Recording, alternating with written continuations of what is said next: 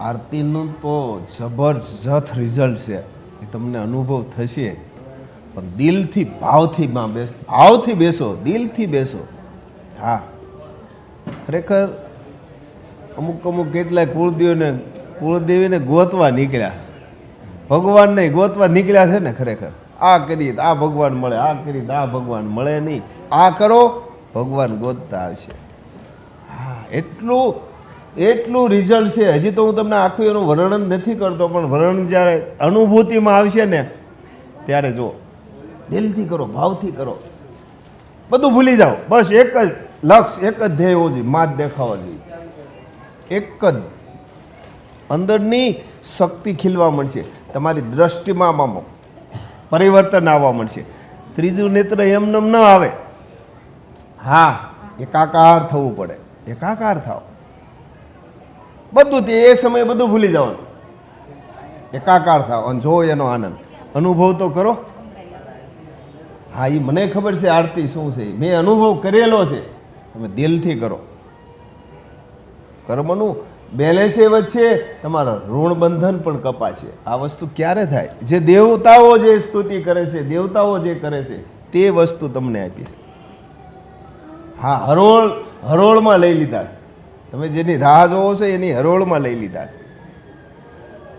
કારણ કે ઘણી વખત હું કહું છું, જેને વેદના ખમી હોય ને એને ખબર હોય. હા, એટલે આ વેદના ખરેખર બહુ અઘરી છે, પણ તમે ખરેખર ભાવથી કરો, દિલથી કરો, આ વસ્તુ તમને પ્રાપ્ત થશે જ. તમારા ઋણબંધને પણ કપાશે, તમારું કર્મનું બેલેન્સ પણ વધશે, અને તમામ જે પ્રશ્ન છે એ પણ હલ થશે, અને જન્મના ફેરામાંથી પણ મુક્ત થશો. જય મા વિશ્વંભરી. આરતીનો મહિમા શ્રી મહાપાત્ર કહે છે, ભાવથી એકાકાર થઈ જાય અને એ રીતે આરતી થાય તો એનું પરિણામ કંઈક અલગ જ આવે છે. પહેલાં તો જેની આરતી કરી છે ને એનું મહત્ત્વ આપણે સમજવું પડશે. કોની આરતી કરી? ખાલી એક પોઝ સામે કે એક છબી સામે નથી બેઠા.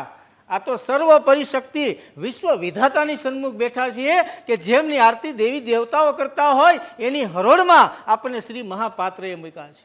આ મહાવિધાતા આપણને એમને આપી દીધા, મહાપાત્રએ આપ્યા છે, પણ એમને નથી મળ્યા. એક સિસોડાની અંદર હાંઠો પીસાય, એક વખત, બે વખત, ત્રણ વખત, ચોથી વખત 4 રાઉન્ડ મારીને આટો મારીને એને પીસે અને છેલ્લે છોતરા નીકળી જાય. એવા છોતરા શ્રી મહાપાત્રના નીકળે ને ત્યારે મહાશક્તિ આ ધરતી ઉપર આવ્યા છે, અને એ આવ્યા છે, એ આપણને મળ્યું છે. આનું મહત્વ કમ ન સમજીએ, પૂરા ભાવથી આરતી કરીએ. કારણ કે એક મોટો યજ્ઞ થાય અને એનું જે કર્મ ફળ બંધાય છે ને એ એક આરતી કરવાથી મળે છે. શ્રી મહાપાત્ર કહે છે કે મનુષ્યને જ્યારે જન્મ થાય ને ત્યારે એમની અંદર બધી શક્તિઓ એને આપી દેવામાં આવે છે, પણ આ શક્તિઓ ખીલે એવું એને વાતાવરણ મળતું નથી. આપણા ઘરની અંદર 2 વર્ષ સુધી અનાજને રાખીએ છીએ, પણ એ અનાજની અંદર કોટો નથી ફૂટતો, એ અનાજ એમને પડ્યું રહે છે. પણ એ જ અનાજનો દાણો એ કોઈ માટીની અંદર નાખવામાં આવે, માથે માટી મૂકી અને એને ભેજ આપવામાં આવે ને તો એમાં 2 કે 3 દિવસમાં કોટો ફૂટે છે. તો એ જ બીજ ઘરની અંદર હતું, ત્યાં પણ ઉગવાની ક્ષમતા હતી જ, પણ એ ઉગી ન શીખ્યું. જેવું એને યોગ્ય વાતાવરણ મળ્યું કે બીજમાંથી કોટો ફૂટ્યો. એમ અને શ્રી મહાપાત્ર આપણને ભેજ પૂરો પાડે છે અંદરની શક્તિઓને ખીલવવા માટે, કે આપણી અંદર જે સુસુપ્ત શક્તિઓ પડેલી છે આ તમામ શક્તિઓ ખીલે. આરતી કરવાથી સત્કર્મની બેલેન્સમાં વધારો થાય છે.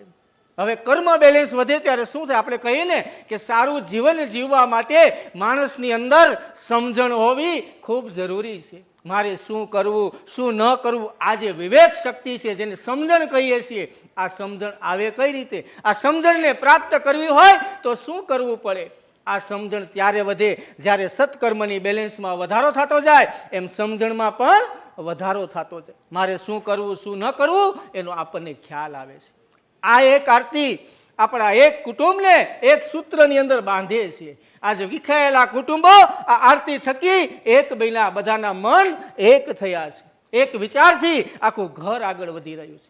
2 ભાઈઓને બોલવાનો વ્યવહાર ન હોય, એ ઘરોની અંદર સ્થાપન થાય. સવાર સાંજ વિધાતાની આરતી થતી હોય એ પરિવારની અંદર એક સૂત્રતા આવે છે. તો આટલું બધું મહત્વ અને છતાં આપણે વારંવાર સમજાવવું પડે અને છતાંય વિચાર તો કરો કેવડી છૂટછાટ આપી શ્રી મહાપાત્ર એમના થકી એમના પાવરથી એમને કીધું છે કે જ્યારે કર્મયોગનું કાર્ય કરતા હોય અને કોઈ યોગ્ય ફરજ નિભાવતા હોય અને એવા સમયે આરતીનો સમય કદાચ ન પહોંચાય તો તમારી આરતી હું લખી દઈશ, તમારી આરતી હું લખી દઈશ, શ્રી મહાપાત્ર કહે છે. પણ એનો મતલબ એવો નથી કે આરતીના સમયે કદાચ એ કામ એવું હોય કે આરતી પછી પણ થઈ શકે એમ હોય તો આરતીમાં બેસવું અચૂક જરૂરી છે. પછી આપણે એમ વિચારીએ કે હવે આરતી તો આપણી લખાઈ જશે, એ બાનું છે, અહીંયા બાનું ચાલતું નથી. એટલે એવો વહેમમાં ખોટું આપણે રહેવું નહીં, આપણો સમય ખોટો બગાડવો નહીં. કારણ કે એક એક આરતી મોટો યજ્ઞ અને આવા 2 યજ્ઞ થાય એટલા માટે તો કે ને કે માળીના રાજમાં હવે લીલા લહેર છે. કારણ સૂરજ ઉગ્યો 1.25 લાખનો આવો મોટો સૂરજ ઉગે છે આપણા માટે એક એક દિવસનો, ખાલી આરતી 2 નિયમિત કરી. શ્રી મહાપાત્ર કહે છે વધારે કંઈ ન કરો તો કંઈ નહીં, તમારા ઘર મંદિરની અંદર નિયમિત રીતે પૂરા ભાવથી એકાકાર થઈને 2 સમયની આરતી રેગ્યુલર કરશો ને તો પણ હું તમને મા શક્તિ સુધી પહોંચાડીશ, તમને ત્યાં સુધી લઈ જઈશ. પણ આટલું તો કરીએ, આવું કોણ કહી શકે? આપણે ક્યાં મહેનત કરવા ગયા હતા? આપણે શું મહેનત કરી? દેવી દેવતાઓ જે કાર્ય કરે એ ડાયરેક્ટ આપણને એમને આપી દીધું છે. હવે શેની રાહ જોઈએ આપણે? શા માટે મનનું ધાર્યું કરીએ? હવે એ બધું છોડીએ, લૌકિકમાંથી બહાર નીકળીએ અને આ જે આરતીનો જે અલૌકિક આનંદ છે એને માણીએ. એટલો બધો આનંદ છે આરતીની અંદર કે એની કોઈ કલ્પના ન કરી શકે. આપણે તો શું કહીએ, પણ શ્રી મહાપાત્ર કહે છે એના શબ્દો પ્રમાણે ચાલીએ તો એ આરતીનો અનેરો આનંદ હોય છે. અને આનંદ શબ્દ શ્રી મહાપાત્ર કહે છે અલૌકિક શબ્દ છે, આપણો લૌકિક નથી. મનમાં જે આવે એ મજા છે, પણ જીવાત્માને જે સ્ફુરે ને એ આનંદ છે. અને આ આનંદ આરતી દ્વારા આપણને સૌને મળે છે. તો નિયમિત રૂપે એક ભાવથી એકાકાર થઈને આ આરતી કરીએ. એનાથી આગળ જીવાત્માનો ઉદ્ધાર કરવો છે. તો છેલ્લે શ્રી મહાપાત્રએ કહ્યું એમ આરતી એટલે શું, કઈ રીતે આરતી કરવી? ખાલી હાથમાં ડીશ ફરે અને મન 10 દિશામાં ફરે આ આરતી નથી. આ જ રીત, આ જ પદ્ધતિ પ્રમાણે ચાલીએ તો કઈ રીત અને કઈ પદ્ધતિ? તો કે આપણી વૈદિક પરંપરા જે છે એના પ્રમાણે જીવન જીવીએ અને એ પ્રમાણે ચાલીએ ત્યારે આપણી સાચી આરતી ભરાણી ગણાશે.